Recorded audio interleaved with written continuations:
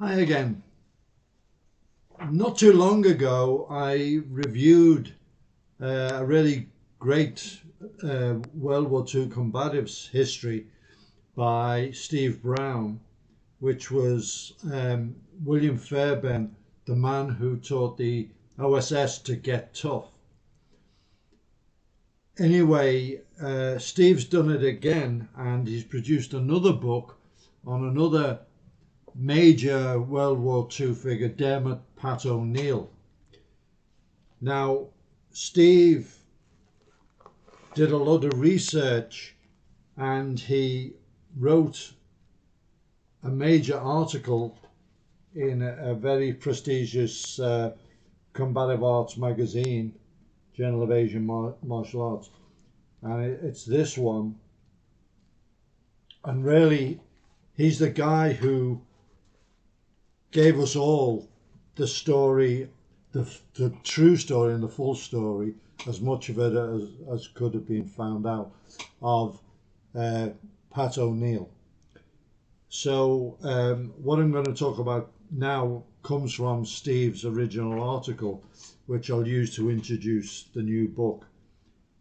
So Dermot Michael O'Neill, known colloquially as Pat, was born in Newmarket, County Cork, in Ireland in 1905. Now, of course, back then Ireland was part of the British Empire.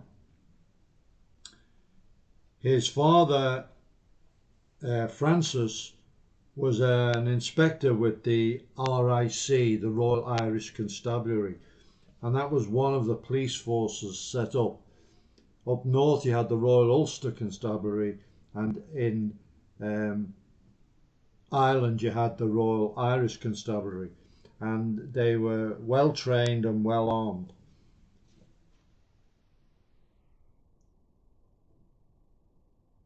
In 1919, as a teenager, Dermot signed on as a cabin boy on a tramp steamer bound for Asia. He obviously had wanderlust. After a couple of years of seafaring, he jumped ship in Shanghai, China, where his older brother Frank had journeyed a couple of years earlier and was working in a bank. He read an ad in a paper looking for young men to join the Shanghai Municipal Police. And after an interview in 1925, he took 6 weeks training as a recruit. And on his first day as a constable, he would be involved in a shootout with a Chinese gang.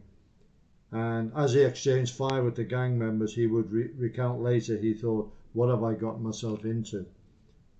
During his 14 years with the Shanghai Police, the SMP, O'Neill would rise to the rank of sub-inspector, become a member of the special branch, which in British and Imperial policing was the intelligence arm of the police, and was a member of the Shanghai Municipal Police Reserve Unit, which was the really the first SWAT team led by Fairbairn. And it was also during this time that O'Neill would learn combat shooting from Eric Sykes, who led the sniper unit of the SWAT team. Being a police officer at that time in Shanghai, which was without doubt the world's most dangerous city, provided daily practice in hand-to-hand combat, which he discovered he had an early talent for, and he started studying judo in 1929 under patrolman Shigeichi Yamada of the Japanese Consulate General in Shanghai, and then was often selected as a member of the police judo team, which regularly competed in Japan. O'Neill was awarded his third Dan in 1934 after a competition in Tokyo, the only foreign non-resident of Japan to hold the Sandan at the time. Now, what we have to realise is at that time, a third Dan was very high. It was a rare rank, particularly for a foreigner, and particularly for a non-resident Japanese foreigner, non-resident in Japan foreigner. In 1938, he would leave the force to take a position in Tokyo as security chief at the British Embassy. Shortly afterwards, Fairbairn and Sykes would also leave the SNP. They had reached retirement age, head back to Britain, where their services would be used in training the Home Guard, the newly formed commando units, and the SOE. With the storm clouds gathering of the Pacific War prior to Pearl Harbor, O'Neill decided to leave Japan. He made a hasty exit and ended up in Australia for a while before being contacted by Fairbairn, who invited him to come over to the United States. Fairbairn at the time was working for SOE at Camp X, and he sent a telegram to Australia. And by the time O'Neill got to the United States, Fairbairn had been taken on by the OSS.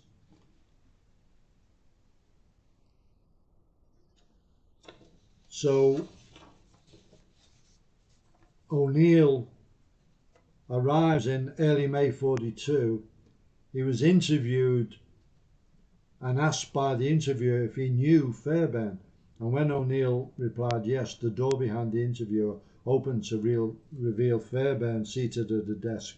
He raised his finger to his lips, sort of don't say a word, to indicate that everything was secret. And O'Neill would also be interviewed by William Donovan, Wild Bill, who was the commander of the OSS, and told him he'd make him a lieutenant. So after a fairly short period of time, a new force had been created called the First Special Service Force, which was an amalgam of United States and Canadian soldiers who were training in Montana for mountain warfare, and they requested an expert in close quarter combat, and they got hold of O'Neill, and he was loaned to them by the OSS. But then the OSS balked at paying for him to train the army, so he was taken on as an officer in the army. Now, the First Special Service Force has been romanticised in fiction, particularly with the movie The Devil's Brigade, and there's a scene in it.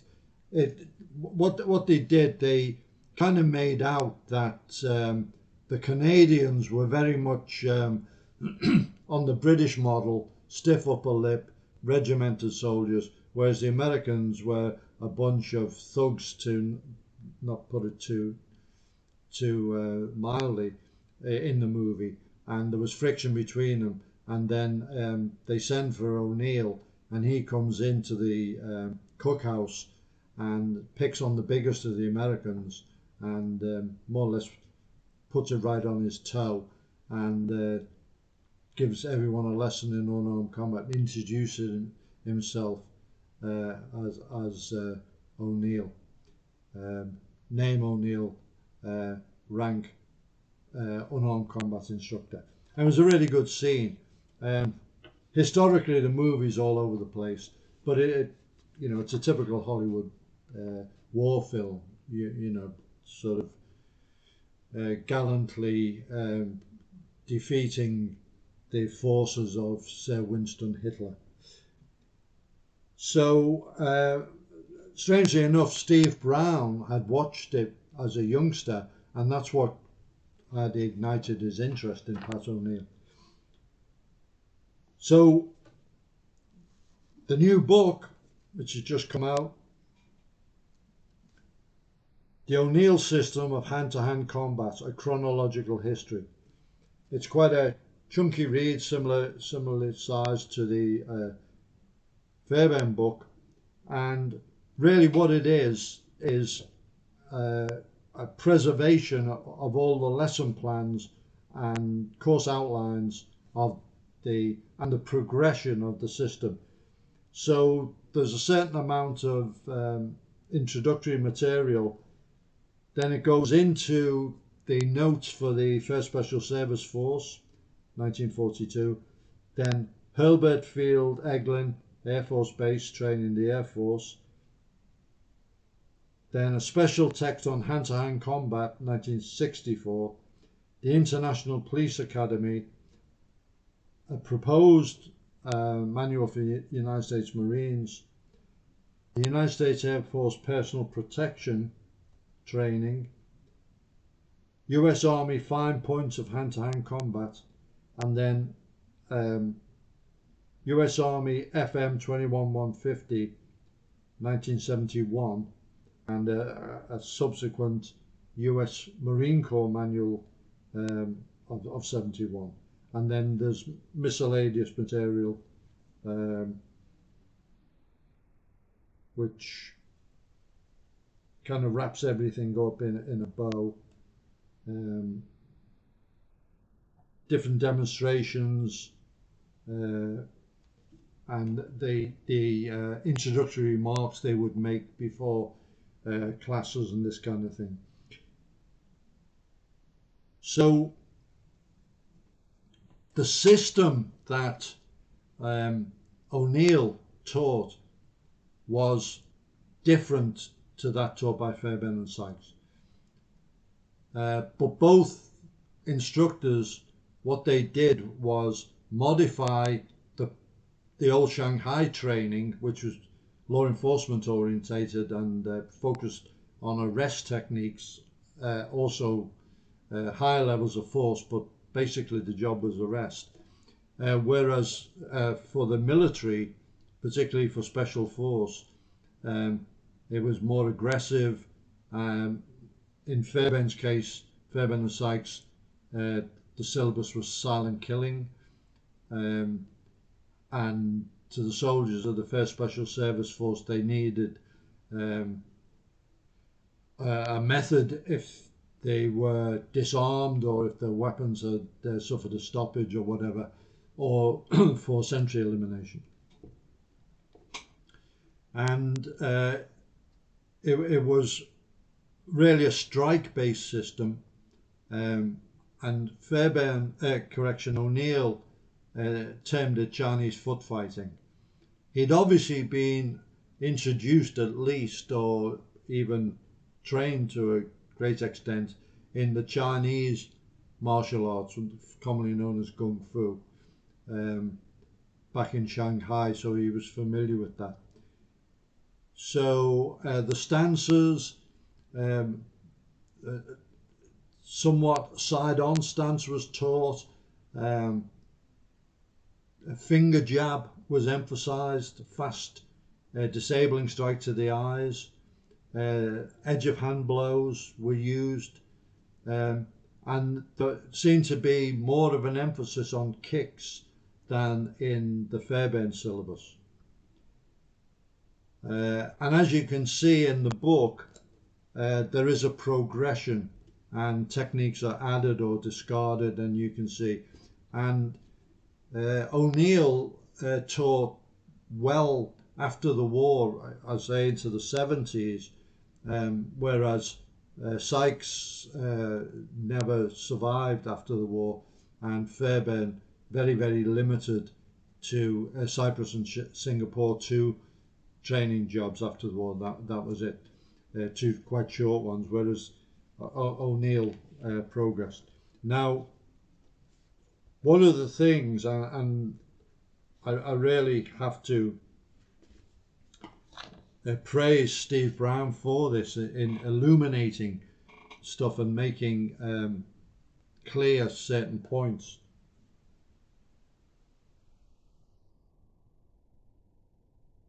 O'Neill remained in the army until the war's end in 45, achieving the rank of Major and earning the Silver Star. Silver Star is quite a high award. I think it's number 3 under the obviously the Congressional Medal of Honor, and I think the Distinguished Service Cross, I think. Then he would work as a government contractor, and he ended up at Eglin Air Force Base in Florida, being invited to review their combative measures program being given at the survival school at Stead Air Force Base. This is the interesting bit. The program at Stead was based on judo. O'Neill's thoughts were that if the enemy isn't wearing a judo gi, our guys won't know where to grab.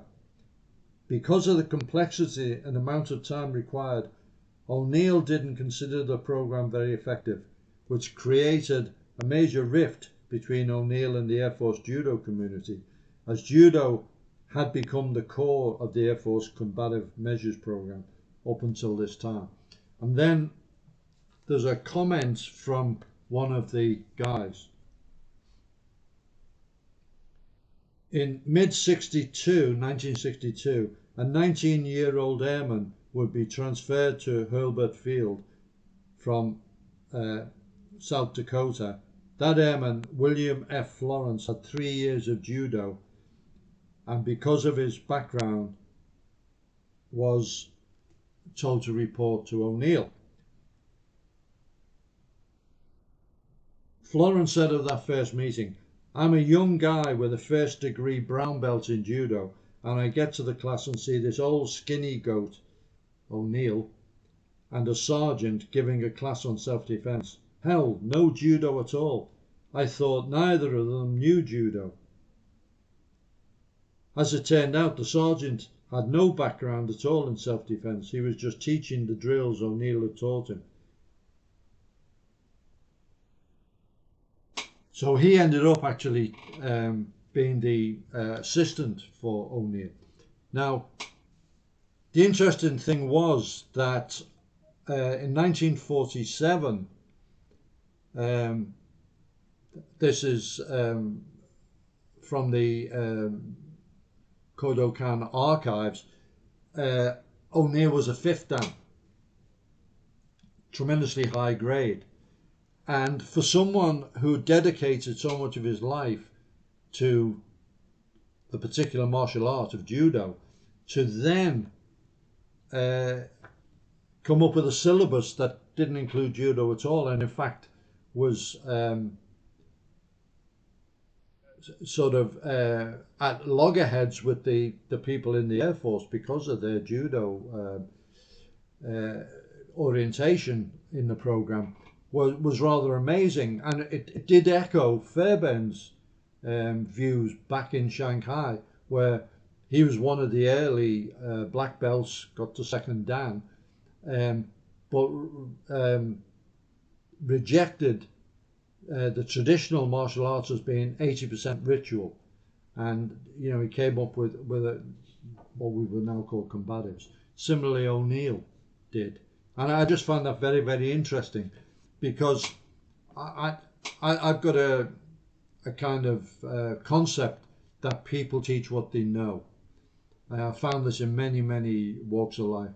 We once had a guy, we asked him to give a bit of a presentation on a course. It was a close protection course on some of the range training. It wasn't one I was running, and he was a hunter.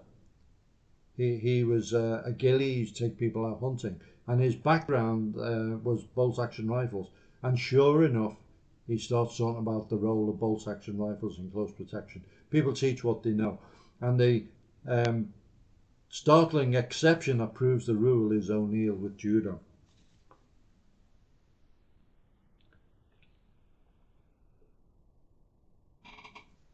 Now, the first Special Service Force had their own dedicated and custom designed or in-house designed knife, the V42.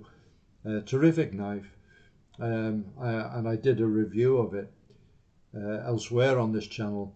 Now, I don't really know if O'Neill taught the use of that knife, but he certainly did teach defense against it. He would have known from working with Fairbairn the use of the knife without a doubt, because it was a major preoccupation of Fairbairn, Sykes and the SMP Armory guys. They had this little training group. But there's no lesson plan really of the use of the V42 being associated with O'Neill. In Robert W. Smith's book, Martial Musings, which is a biography, he talks about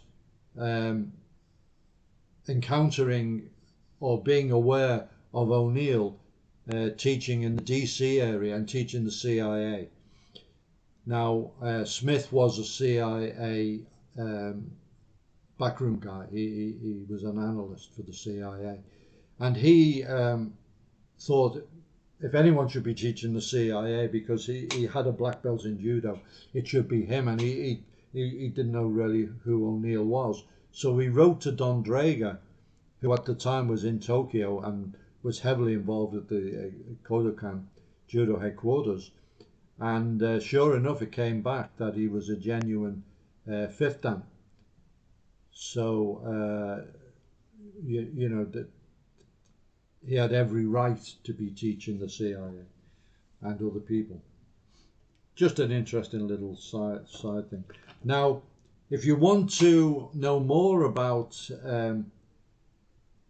the systems, there was one book published called Deal the First Deadly Blow, and it's basically FM 121.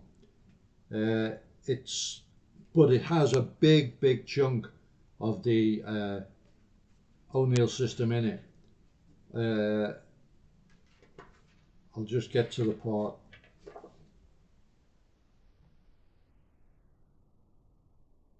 It's under advanced hand-to-hand combat. There's basic and then there's advanced.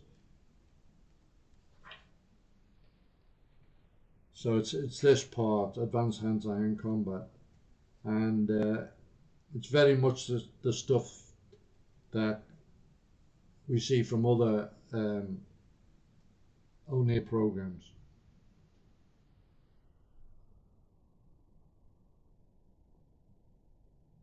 But the book does go on to cover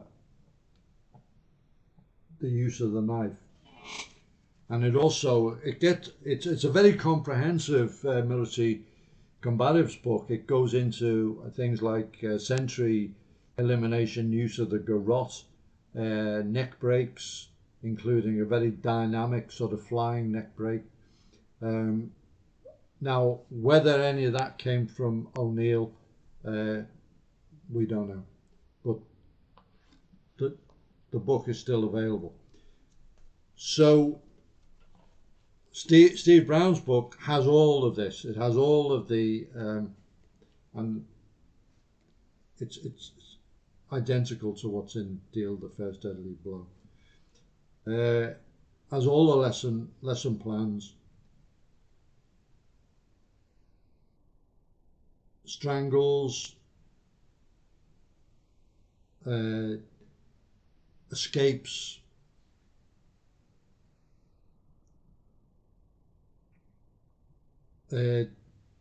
defense against the bayonet, which obviously the military use.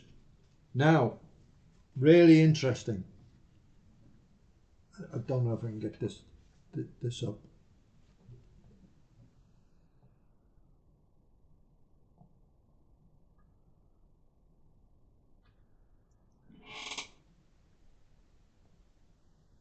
I'll I'll show it more clearly. It's the head twist takedown. Now I've taught that for many years, and I know a lot of other people who've taught it from various places. In fact, talking to some of the guys who taught I'm going to cover the neck twist takedown as a technique later on, so I won't go into it too much now. But it's very interesting to see that it possibly came from O'Neill originally.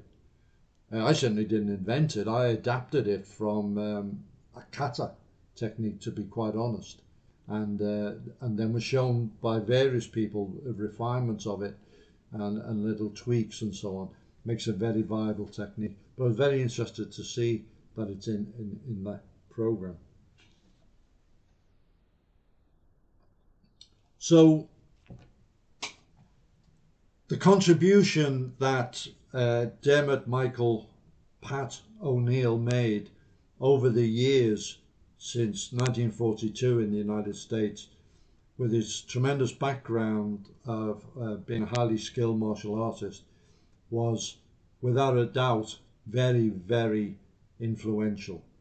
And there's a lot of material still in existence which shows just how far and wide his influence spread and for how long.